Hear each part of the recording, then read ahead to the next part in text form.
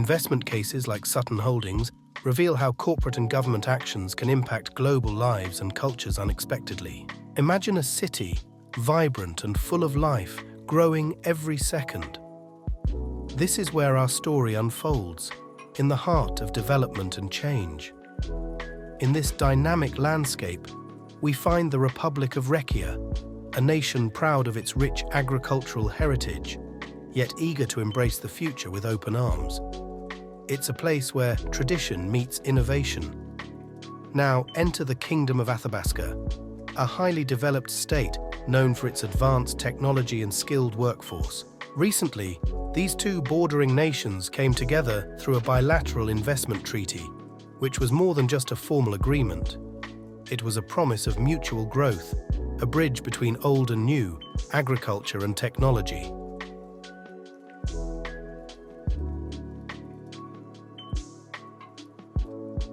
News spread of this new bit that offered a new plethora of opportunities. As we delve into the bilateral investment treaty between Rhekia and Athabasca, it's important to understand its core principles that lay the foundation for this international economic alliance. First up, BIT ensures equal investment opportunities. This section is pivotal. It commits both nations to non-discriminatory economic participation. What this means is simple. Investors from Rhekia and Athabasca are on an equal playing field. No favoritism, just fair opportunity for all.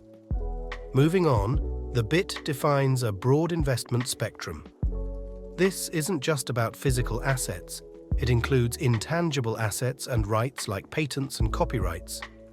This wide net caters to diverse investment forms, acknowledging the evolving nature of international business. Central to the treaty is the promise of fair treatment for investors.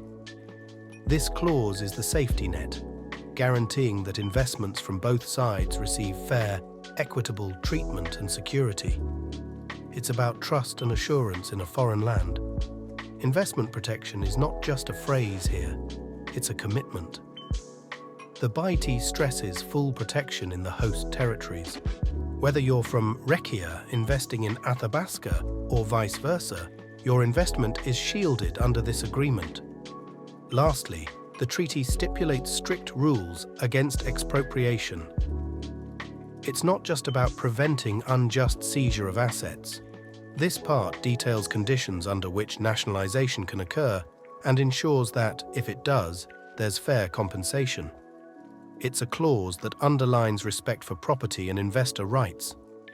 These core elements of the BIT between Rhekia and Athabasca set the stage for Sutton Holdings' venture into Rhekia.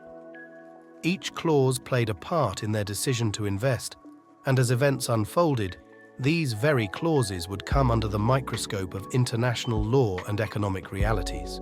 Upon hearing the news of the new BIT, the CEO of Sutton Holdings seized the moment.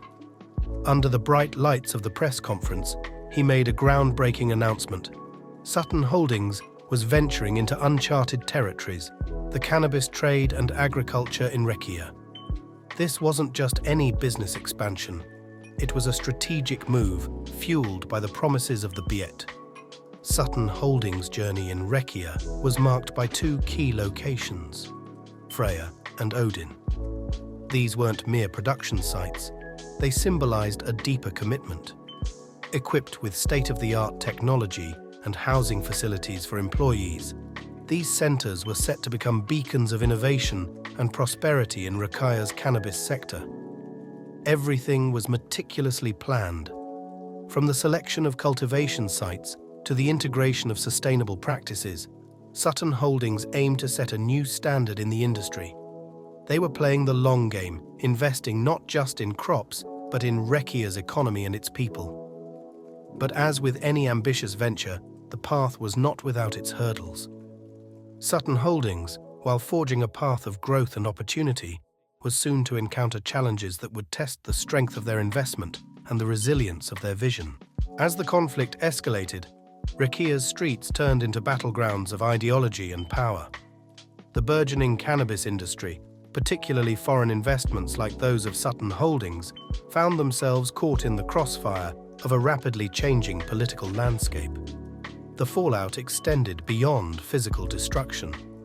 Unsubstantiated allegations of funding militia attacks cast a shadow over Sutton Holdings, leading to economic repercussions and reputational damage.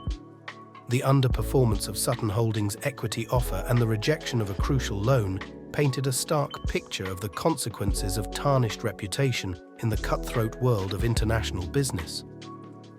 Rhekia may claim to have offered maximum protection, but the reality speaks differently. The ordeal faced by Sutton Holdings underscores a breach of Rhekia's obligations under the BIT.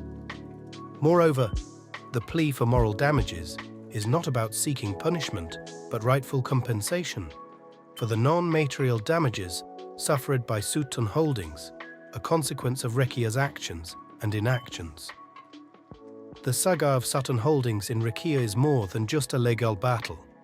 It's a narrative about the fragile interplay of international investment, government responsibility, and the unforeseen chaos of civil strife.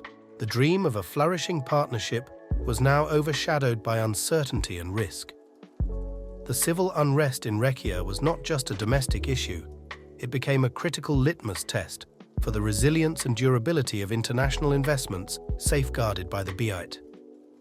The case of Rhekia and Sutton Holdings serves as a lesson for the creation of future BITs and gives an understanding of what may or may not work. As this chapter closes, one must ponder: can the foundational principles of international treaties withstand the unpredictable storms of political and social upheaval?